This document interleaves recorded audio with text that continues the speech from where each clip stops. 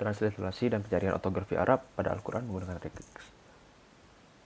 Oke, pernahkah kita mencari sebuah susunan kata dalam bahasa asing, tetapi kita tidak tahu bahasa tersebut atau tidak terdapat pada keyboard? Misal kita ingin mencari dalam bahasa Arab, dalam bahasa Jepang, dalam bahasa Korea, dalam bahasa India, atau mungkin dalam bahasa Mesir kuno. Mungkin masalahmu itu termasuk transliterasi, yaitu kita melambangkan suatu simbol dengan tulisan kita. Misal, kita melambangkan bismillah dengan tulisan bismillah tentu.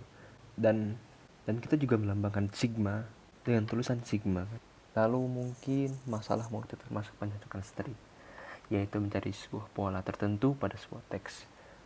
Misal kita ingin mencari sebuah pola nim dari itu dia.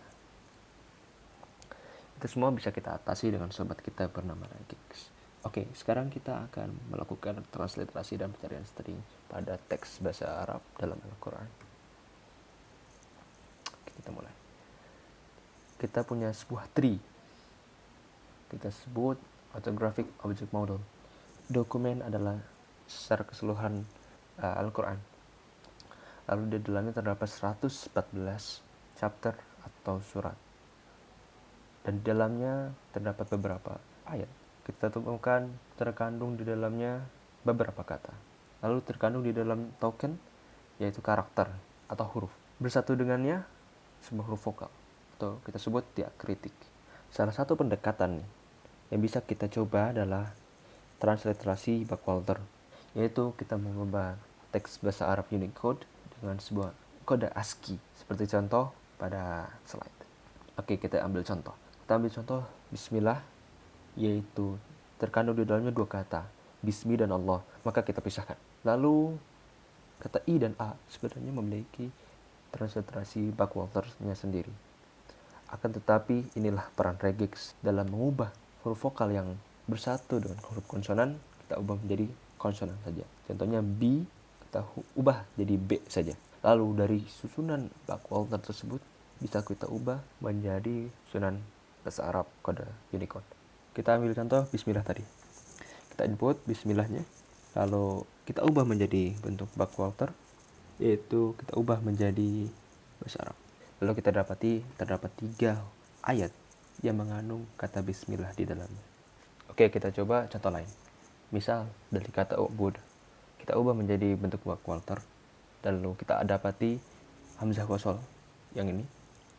Itu backwalternya yaitu curly bracket ini. Sedangkan di dalam regex bentuk ini termasuk bentuk khusus. Oleh karena itu kita perlu menambahkan escape, itu backslash. Lalu kita masukkan, lalu kita dapati ubud terdapat di 5 ayat. Tapi ubud artinya sembahna.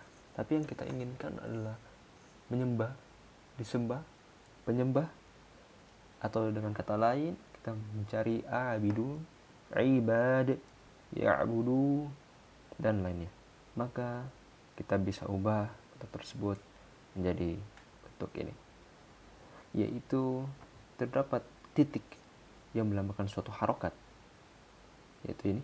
Jika sebelumnya yaitu huruf sukun ini dilambangkan dengan O, maka kita ubah menjadi titik, yaitu berarti titik itu bisa dimasukkan harokat apapun. Oke, kita coba masukkan.